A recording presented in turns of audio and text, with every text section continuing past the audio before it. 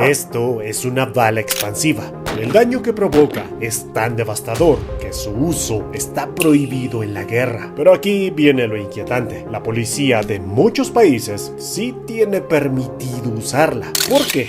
¿Cómo algo considerado inhumano en un campo de batalla puede ser legal para hacer cumplir la ley? Hoy vas a descubrir cómo un tipo de munición capaz de aumentar su tamaño hasta 4 veces al impactar, de crear enormes cavidades temporales dentro del cuerpo humano, está prohibido en tiempos de guerra, pero autorizado en tiempos de paz. Yo soy Philip y esto es MIS Army.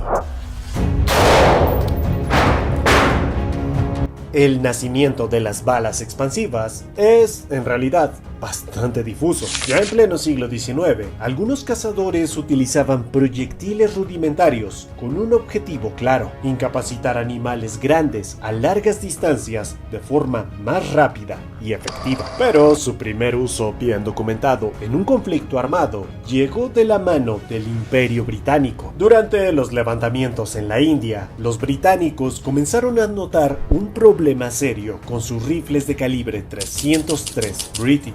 En enfrentamientos reales, la bala muchas veces atravesaba el cuerpo del atacante de lado a lado, sin liberar toda su energía en el objetivo, lo que en ocasiones resultaba insuficiente para detener a un atacante decidido. Buscando una solución en el arsenal de Dum Dum, se desarrolló una variante del cartucho 303, pero con un detalle clave: la punta carecía de cubierta metálica, dejando el núcleo de plomo expuesto.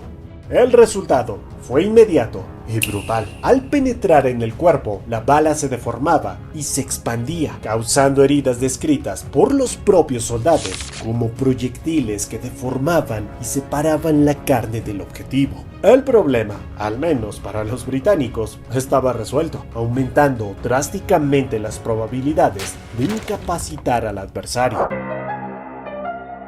Y es que basta con ver la infinidad de variantes que existen de las balas expansivas para entender lo útiles que resultaron para sí o sí enviar a alguien 3 metros bajo tierra, lo que de inmediato levantó la preocupación de las principales potencias militares de la época. En 1899, durante la Conferencia Internacional de la Paz en La Haya, el tema salió directamente a la mesa. La delegación suiza lanzó una pregunta que lo cambió todo. ¿No sería razonable prohibir proyectiles que agravan las heridas y aumentan innecesariamente el sufrimiento de los heridos? El argumento se centraba en que su diseño no buscaba solo neutralizar, sino provocar lesiones excesivas. El resultado fue histórico. En ese mismo año se aprobó la Declaración de La Haya, que prohibía en la guerra el uso de balas que se expandieran o aplanaran fácilmente dentro del cuerpo humano. Claro, esto solo para los países que firmaron la declaración. Desde ese momento,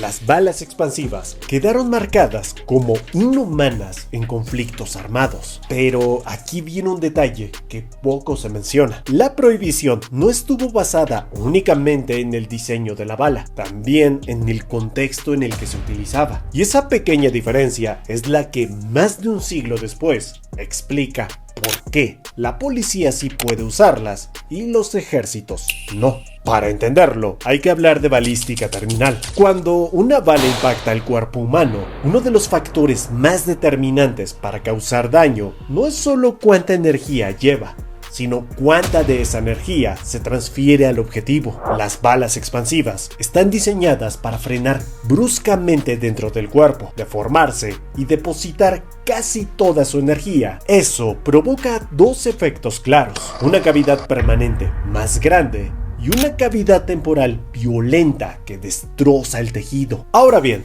comparemos números. Cartuchos militares como el 5.56 OTAN o el 7.62 por 39 milímetros pueden desarrollar fácilmente entre 1800 y 2000 joules de energía. En cambio, los cartuchos de pistola de uso policial como el 9 milímetros, 45 ACP, 40 Smith & Wesson suelen moverse entre 400 y 600 joules. En otras palabras, una bala expansiva disparada desde un fusil militar militar puede tener 3 o 4 veces más energía que una bala expansiva de pistola. Y cuando una bala expansiva se combina con esa cantidad brutal de energía, el resultado es uno solo: heridas devastadoras, las mismas que escandalizaron al mundo a finales del siglo XIX. Y es que aquí está el detalle: una bala expansiva de pistola usada por policías simplemente no tiene la energía suficiente para causar el mismo nivel de destrucción que una bala expansiva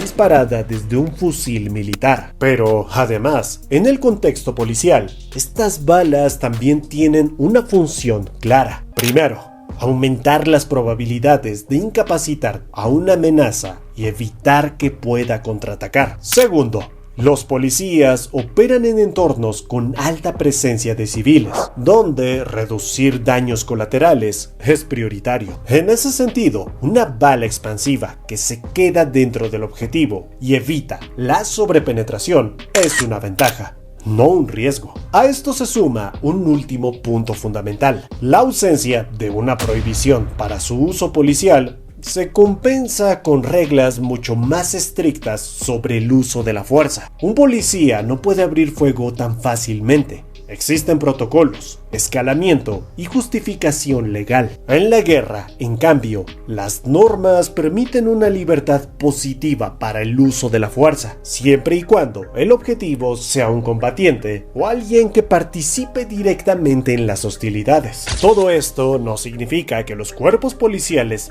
tengan prohibido usar balas expansivas desde fusiles, ni que los ejércitos jamás puedan emplearlas en situaciones específicas. Existen escenarios muy concretos, como operaciones de rescate de rehenes o la neutralización de un tirador activo, donde la policía puede requerir munición expansiva de alta potencia. En estos casos, el objetivo no es aumentar el daño, más bien detener la amenaza de forma inmediata, reduciendo el riesgo para rehenes o civiles que se encuentren cerca. Aquí la expansión del proyectil busca algo más, y eso es el control del entorno. Y del mismo modo, en conflictos armados, también pueden existir situaciones excepcionales en las que un ejército recurra a este tipo de munición. Por ejemplo, operaciones de rescate de rehenes. De hecho, esto no es una suposición. El Manual del Derecho de la Guerra de Estados Unidos lo reconoce de forma explícita al afirmar: las Fuerzas Armadas estadounidenses han utilizado balas expansivas en diversas operaciones antiterroristas y de rescate de rehenes. Y es que ahí está la clave de todo. La legalidad del uso de una bala expansiva no depende únicamente de su diseño, sino del propósito, del contexto operativo y de quién aprieta el gatillo. Por eso,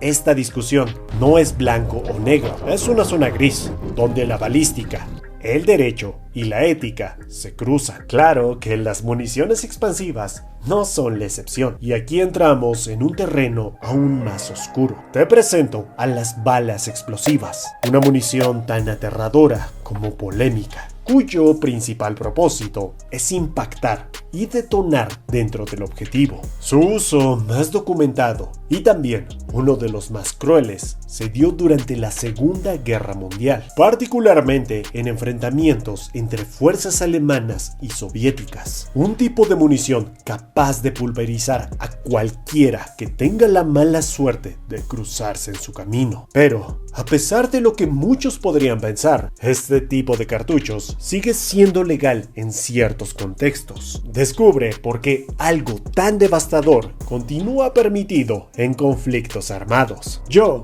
soy Philip y esto fue MIS Army.